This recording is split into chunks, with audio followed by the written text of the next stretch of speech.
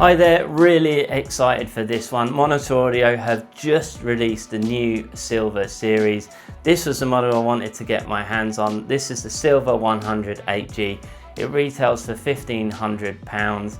And the reason I really wanted to get my hands on this one is because it has changed the most from the generation before. So this is now a three-way design, as you can see. So it'll be really interesting to see how these perform. Stick around to find out. Before we do that, let me introduce myself. My name is Tim Hancock. I'm a hi-fi reviewer for AVForums.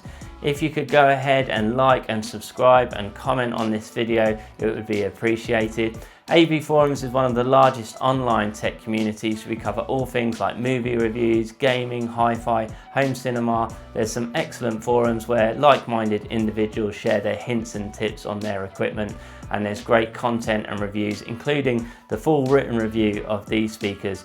So go check all of that out on avforums.com.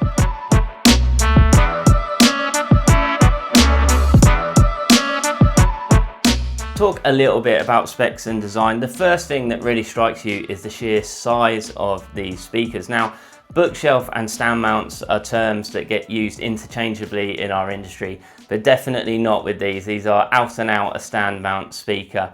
Upon unboxing, the size really does strike you. You may think that you know they're going to be big, but there's still something about when you see them in the flesh. So I mentioned earlier, this is a three-way design. That means inevitably the crossover has been changed and it has new components throughout. The crossover points are 610 Hz between the bass driver and the mid-range, and then 2.9 kHz between the mid-range and the tweeter. And the benefits of a three-way design are fairly obvious. You've got a driver dedicated to its respective frequency region, and that means it just has one job to get on with. Elsewhere on the speaker, Monitor have decided to evolve tried and tested technologies. All the drivers feature CCAM, which is ceramic coated aluminium magnesium. It's just a material Monitor have been using for years, and it offers much better rigidity than aluminium.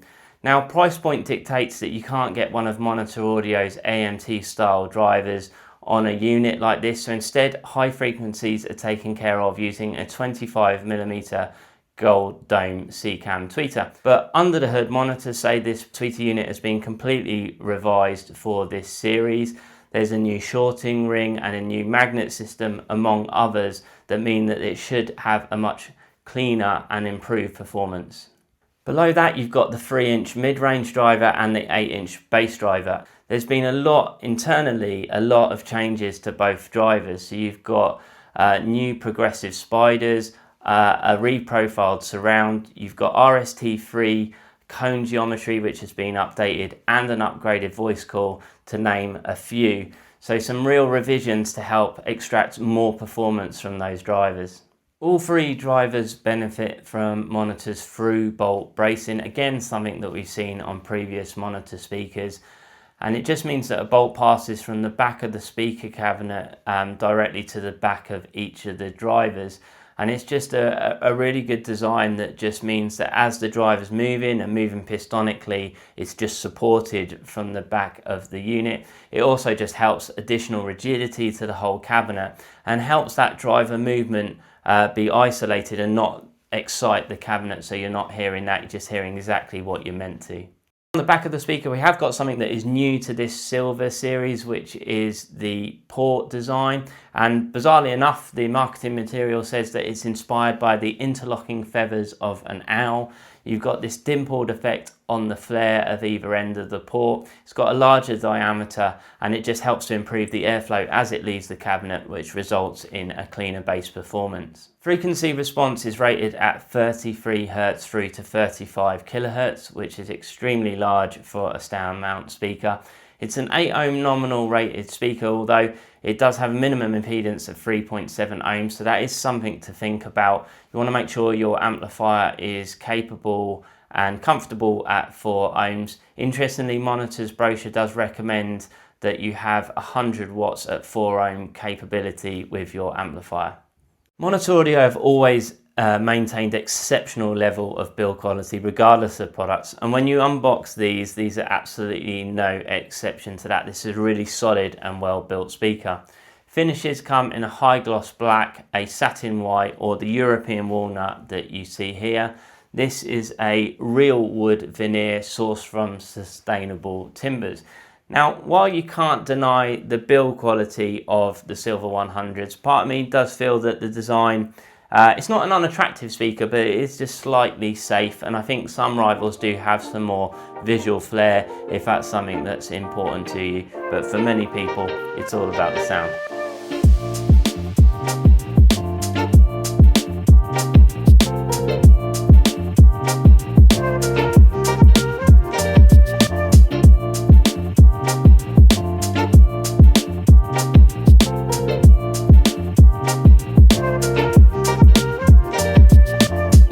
Based on some key factors here, I sort of went into this expecting certain things. Like, one of the factors is I kind of understand monitor audio speakers, I've owned them in the past, I kind of know what the house sound is. Then you factor in that you've got a three-way design here, then you factor in you've got this 8-inch bass driver, then you think about cabinet size, and I guess I was just expecting a big, lively, energetic sound, and that's exactly what you get. Now, the fact that they are three-way is immediately apparent, particularly in that mid-range where everything just gets a bit more room to perform and excel, and instruments and vocals are given superb treatment by these speakers. There's no doubt about that. I was listening to George Ezra's Sweetest Human Being Alive, and it's a fairly simple track, particularly at the beginning. It's just his vocal and piano, but the piano sounds really alive, and there's really good fine detail here. So the leading edges are really distinct, so you really get a sense of the striking of the note, and then that resonance, and then its decay, and you can hear the engagement of the sustain pedal on the piano when it's engaged and when it's released. And then as his vocal kicks in, there's just loads of room for his beautiful baritone to enter the room, and you feel really involved in it. It's not a speaker that you have to kind of sit and listen to and actively listen. It's almost like it presents the music to you, and you really get a sense of his vocal flips from baritone to falsetto. It's lifelike and involving. Flicking to something a bit different, ZZ Top's Waiting for the Bus. Now, this is a slow blues rock track, an out-and-out rock track, and again, instruments are just handled really well. That stabbing guitar riff is great, and that open hi-hat and snap shut, you just get nice snap on those drums as well. But the bit that was really good is as that bass guitar enters that groove, there's a real sort of edge and growl to that bass, and a real nice depth to it that just underpins the whole track. Alongside that excellent fine detail, there's also some brilliant speed to these speakers too. So there's great pace and attack. You can never describe these as sluggish, so it makes dance music really good fun. I was listening to Hugel's Move Into the Sun, which is a punchy and fast house track, and these do an excellent job of it.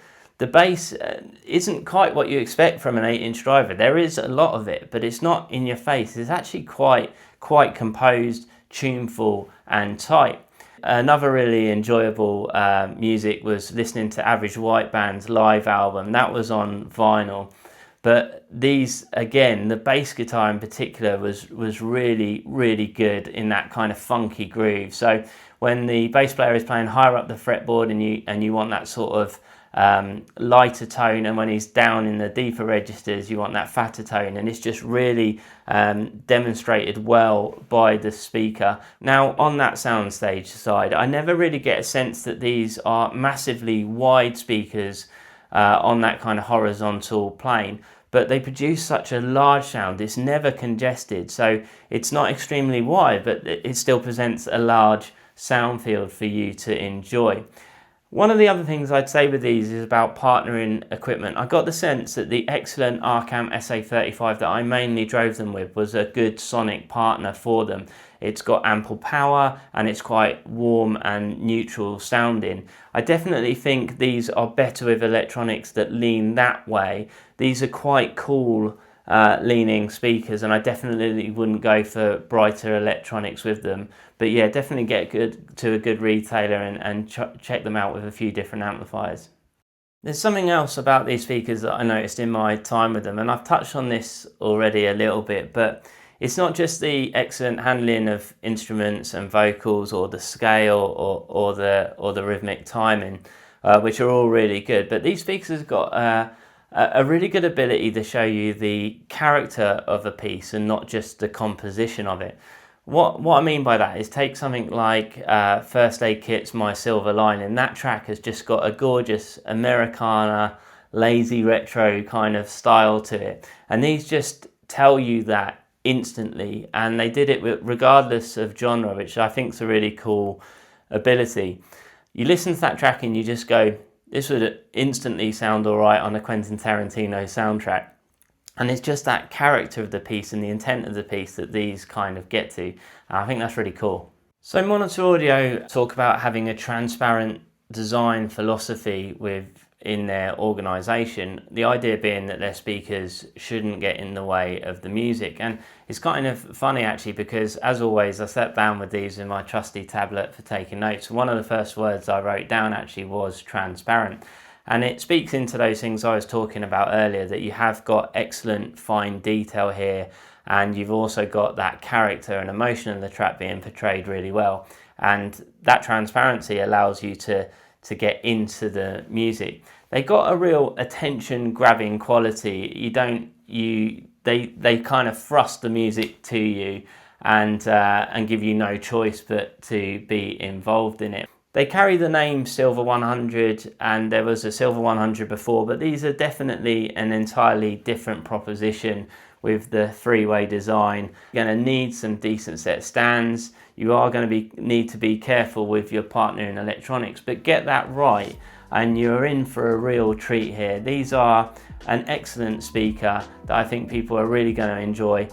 And for all of those reasons, these are highly recommended by us at AVForums. Okay, that about wraps it up. Thank you so much for watching. Let us know what you think in the comments below. As always, hit all the relevant buttons to give us some support, and go and check out the full review on avforums.com. Until the next one, keep on grooving.